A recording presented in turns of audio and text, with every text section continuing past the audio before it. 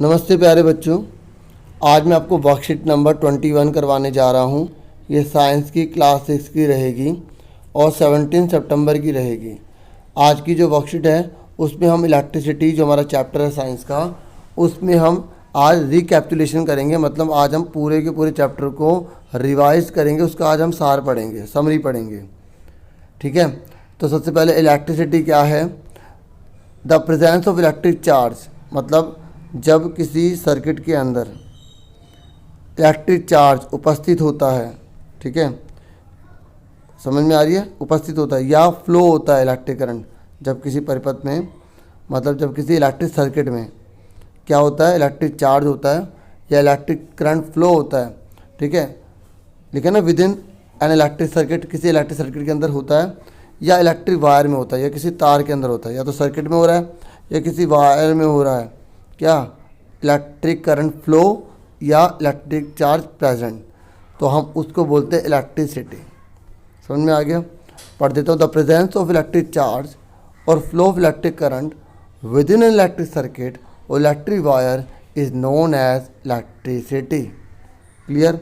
Next है, next बोल रहा है there are various things use in electric circuit. ये कह रहा है इलेक्ट्रिक सर्किट में बहुत सारी चीज़ यूज़ की जाती हैं and each of this has its separate symbol, और सबका एक अपना अपना सिंबल होता है for their identification as shown in the following picture. आप देख सकते हैं पिक्चर में दिखा रखा है कनेक्टिंग वायर, इसका नेम है। ठीक है, स्विच इन ऑन पोजीशन, देखो मतलब अगर हम किसी को ऑन करेंगे तो इसका क्लोज होना ज़रूरी है, ऑन करेंगे तो करंट फ्लो हो जाएगा। ये बल्ब का है, ये सेल का है, ठीक है, और ये स्विच ऑफ है, इसको ओपन करेंगे तो ऑफ हो जाएगा, मतलब करंट फ्लो नहीं होगा। बैटरी का आप सिंबल देख सकते हैं, आपको बैटरी और सेल में अच्छे से पता होना चाहिए। देखिए जब एक सेल लगाया जाता है तो एक सेल है ही, लेकिन जब एक से ज़्यादा सेल लगाते हैं तो उसको हम बैटरी कहते हैं। और अगर आपसे पूछे सेल किसे कहते हैं, इलेक्ट्रिक सेल क्या है, a device which converts chemical energy into electric energy.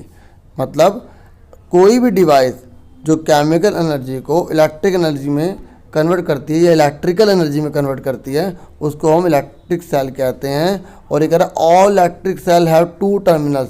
ये कह रहा है जितने भी सेल होते हैं ना, उनमें दो टर्मिनल होते हैं। ठीक है, एक पॉजिटिव और दूसरा नेगेटिव होता है।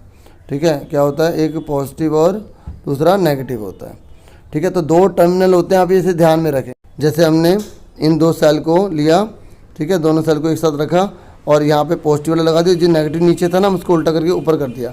तो बैटरी के अंदर दोनों एक तरफ ही होते हैं, पॉजिटिव और नेगेटिव। अब आगे क्या कह रहा है, बल्ब क्या है बच्चों, बल्ब एक ऐसी डिवाइस होती है जो इलेक्ट्रिसिटी को लाइट में बदल देती है, इलेक्ट्रिसिटी को लाइट में बदल देती है।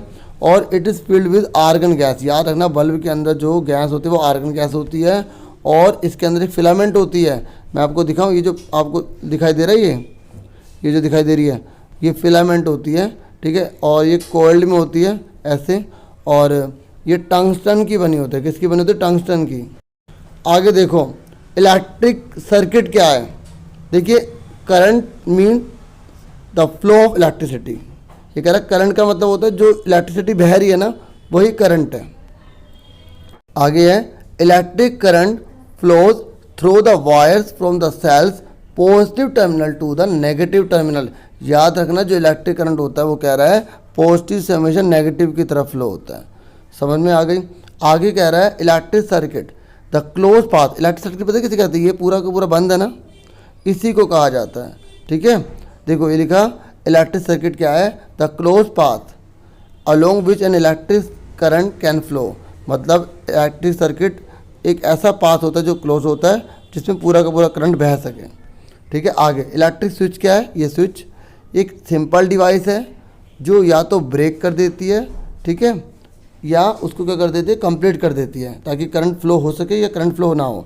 अगर ये ब्रेक हो जाएगी तो करंट फ्लो नहीं हो पाएगा। ब्रेक का मतलब आपने ऑफ कर दिया, उसको क्या कर दिया, ऑफ। और अगर आप उसको ऑन कर देते हैं यानी कि आप कंप्लीट कर देते हैं तो करंट फ्लो हो जाएगा। जैसे आप घर में बटन चलाते हैं ना, ठीक है, जैसे आपने ऑन करा तो पंखा चल जाएगा, अगर पंखे का चला रहे हैं तो, है ना, ऑफ कर दो बंद हो जाएगा। ऐसे इसी को बोला जाता है इलेक्ट्रिक स्विच। तो आपके घर में जितने भी सारे हैं, ठीक है, जिससे आप ऑन ऑफ करते हैं वो स्विच कहलाते हैं, इलेक्ट्रिक स्विच। अब कंडक्टर किसे कहते हैं, तो जिसमें से करंट पास हो जाए उन मटेरियल्स को कंडक्टर कहा जाता है। पढ़ देता हूँ, a material that allows electric current to pass through it, ठीक है, जो आज्ञा देता है कि भाई मेरे में से करंट को पास कर जा, उनको बोलते हैं कंडक्टर। तो ये सारे के सारे कंडक्टर हैं। देखो सी वाटर भी जो है कंडक्टर है, याद रखना। और ये जो स्टील है, ये जो कॉपर है, ये जो गोल्ड है, ये जो सिल्वर है, ये सब के सब क्या हैं, कंडक्टर हैं। आगे देखिए इंसुलेटर क्या है, a material that does not allow electric current to pass through it. ये कह रहा है इंसुलेटर वो मटेरियल होता है जिसमें से इलेक्ट्रिक करंट पास नहीं होता। तो आप देख लीजिए ये सारे के सारे इंसुलेटर हैं, जैसे रबड़, glass, oil, diamond, dry would. Electric fuse के बारे में पढ़ लेते हैं। When a large amount of electricity passes through a fuse, ये कह रहा है जब बहुत बड़ी मात्रा में इलेक्ट्रिसिटी पास होती है ना फ्यूज से, तो it gets burn and breaks and thus stop the flow of that excess current in the electric circuit. मतलब ये कह रहा है कि अगर मान लो एक वायर के अंदर हो गया या किसी सर्किट के अंदर हो गया, अगर उसमें करंट ज़्यादा चला जाता है एक लिमिट से ज़्यादा, तो वहाँ पर एक फ्यूज़ लगा होता है, वो क्या हो जाता है, वो या तो टूट जाता है या जल जाता है। इससे क्या होता है, आगे करंट जाना बंद हो जाता है और वो जो इक्विपमेंट है, जो मशीन है, ठीक है, जो इलेक्ट्रिसिटी चल रही है, वो जो है बच जाएगी। जैसे फ़ैन, टीवी, वॉशिंग मशीन, ये बच जाएंगे। यहाँ पर ये बता रहा है, जैसे फॉर एग्जांपल मान लो वायर जा रही है, ठीक है, और यहाँ पर हमने फ्यूज़ लगा रखा है, ठीक है। अब क्या हुआ, ये जब करंट इसमें मान लो एक लिमिट से ज़्यादा आ गया, तो अब ये करंट, ये फ्यूज़ जो है ना, ये अपने ये पिघल जाएगा, ये जल जाएगा, ठीक है। मान लो ये सारा जल गया, ठीक है, तो इससे क्या होगा, ठीक है, इससे मान लो ये जल गया, तो इससे क्या होगा, ये सारा हट जाएगा, यहाँ से हट जाएगा, तो करंट आगे नहीं जा पाएगा। और जब करंट आगे नहीं जा पाएगा तो क्या होगा, बल्ब जो है या कोई भी इक्विपमेंट है वो जलने से या ख़राब होने से बच जाएगा, है ना। तो यही यहाँ पर बता रहा है कि एक्सेस इलेक्ट्रिसिटी जो हो जाती है ना, तो उसको जो है आगे बढ़ने से रोक देता है ताकि वो ख़राब ना हो। क्या ख़राब ना हो, equipment.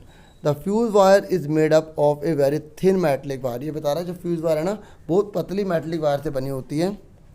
And act as safety device for electrical equipment from excess current.